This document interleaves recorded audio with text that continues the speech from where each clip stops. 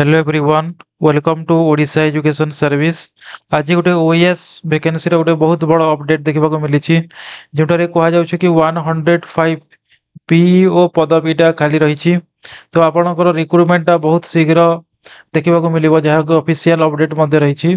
सो ये जगह आम देखने कि विधानसभा आम उत्तर कौन देते आमर गणशिक्षा मंत्री नित्यानंद गंडर रही।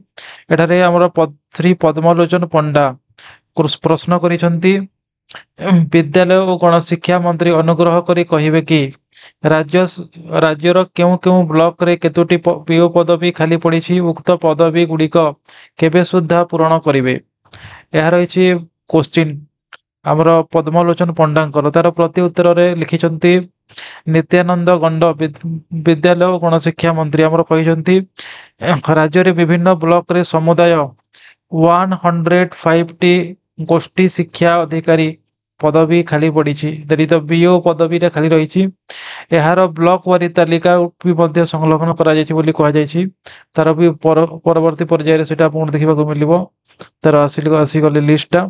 उक्त पदवी गुड़िक यथाशीघ्र पूरण निमंते सरकार विहित पदक्षेप ग्रहण करुछंती। तो आमर जो ओएस रिक्रुटमेंट आप 105टा वैकेंसी रहा। ता सहित कही रखी कि आगु जो आम 26 बोलिकी कहला 26टा पदवी आसो बोली कहला ताटा बहुत संभावना अच्छे बढ़ 105टा वैकेंसी पड़ी। ता सहित यहाँ बीओ पदवी कथा कहुई सहित एचएम पदवी वैकेंट अच्छी। तो बहुत गुड़ाए पदवी खाली अच्छी। तो ओएस टा आपनकर बहुत परिमाण देखा मिल ओएस पदवी आपन को मिनिमम भी 100+ तो निहाती भाव में देखा पाइबे। तो यहाँ कनक न्यूज भी प्रसारित होता समान जिन गुड़ा जिनस। सो बहुत किसी कहबार नहीं, आपणकर प्रिपेरेसन टा को आज ही बहुत स्ट्रांगली प्रिपेयर हूँ।